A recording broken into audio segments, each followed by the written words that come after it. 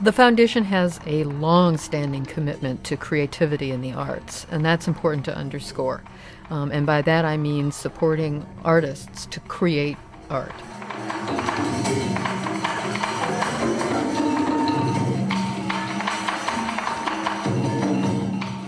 When I arrived at the foundation, I undertook a review of the existing portfolio and the existing work. I started to observe that an emerging trend was the increase in U.S.-based international collaborations.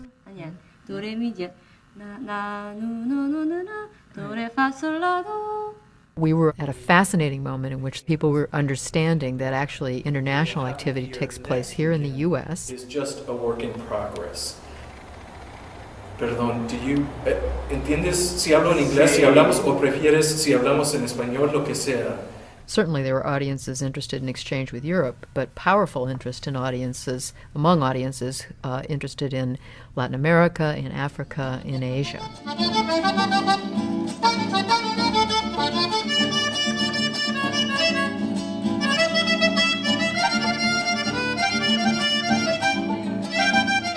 So we commissioned a study which included not only scanning the range of work and collecting information about the work, but arranging a whole series of convenings so that I was able to meet with people and artists and arts leaders active in the field who were interested in this issue.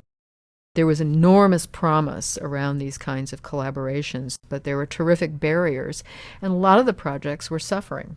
They were struggling because they had not had enough time to plan and prepare for a project, or they were struggling because the people and the artists really lacked practical knowledge. It was clear that the majority was interested in this kind of work on an occasional basis, although certainly there were a few folks who had committed a lifetime of involvement to this and had developed some knowledge. So what I found is that a very interesting broader set of organizations were engaged. Different kinds of organizations that had different expertise and could contribute to the general knowledge about how you do this work. Based on what we learned out of the study, I made a choice that we would identify a core set of grantees who were prepared to and interested and desirous of working in an ongoing, consistent way on these issues. It turned out to be 5. 2 folks working in Asia, 2 in Latin America, and 1 organization for exchange with Africa. The other organization with which I wanted to work was financially unstable and simply unable to engage this opportunity.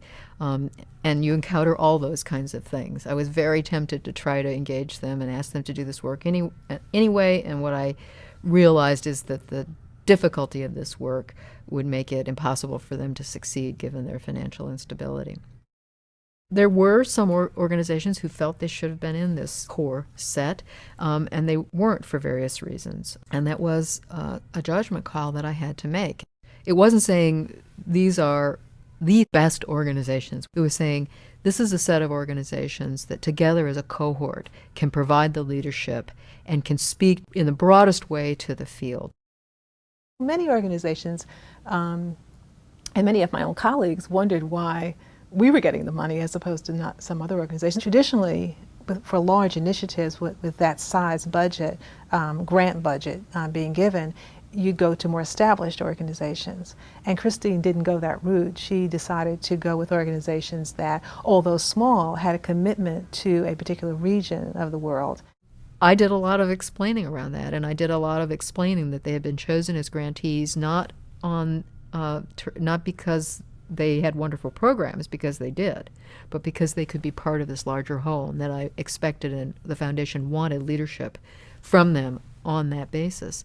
I remember getting a phone call. It was in June, and out of the blue, I find out Christine Vincent of the Ford Foundation is calling me. I had not met her. I did not know her.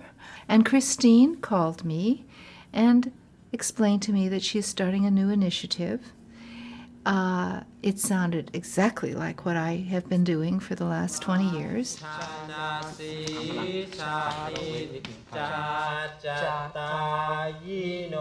I think she knew that at UCLA I had had great success with those graduate students. Well, if you can do this on campus with these kinds of people, perhaps something at a larger scale could be equally successful. The blessing, in addition to that, invitation to apply was that she gave me some planning money to actually put the proposal together. This was unbelievable.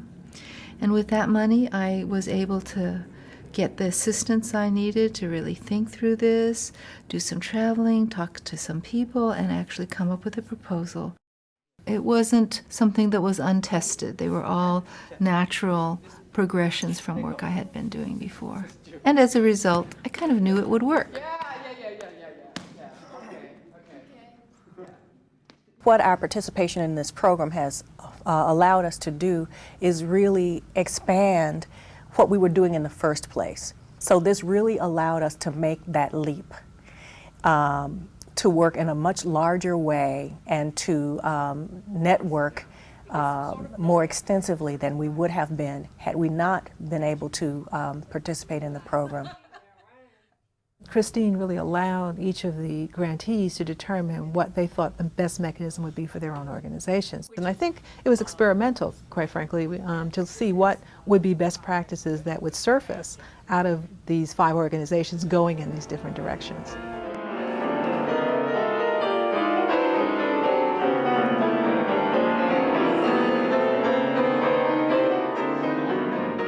When we presented the grant for these 5 local centers, Susan Beresford said, very insightfully of course, she said, how are you going to know what experience the artists have in all of this process? How are you going to know how these artists are treated, how they experience this activity, and what their view on things is? Excellent question. And I went back to some conversations I had had and some experiments I had done inside the foundation, encouraged by colleagues in some other divisions, actually, who had used the technique of ethnographic documentation. The purpose of the ethnographic documentation was to provide information on an ongoing basis to the grantees about what artists were experiencing, what audiences were experiencing, what their own staff and themselves were experiencing in this work, as opposed to doing 10 years of work with them and then giving them an evaluation at the end that said, here's the evaluation of this, here's a bunch of lessons, and too bad this is over. That involved going back to the New England Foundation for the Arts, which had done the original study, and asking them to develop this piece. It was bumpy going at first. Anxiety on the part of the sites, because this was, something that was imposed on them at the beginning, and they felt that it might actually be almost a covert form of evaluation. I think Doug DiNatale and Karen Ito, who worked with the sites to choose ethnographers, I think did a good job. And one of the things that helped was the choice itself. Because we didn't choose them and then send them in. We, in a way, co-chose them with the sites. So they were people they were comfortable with, in some cases knew. The information was fed back to the sites almost in real time.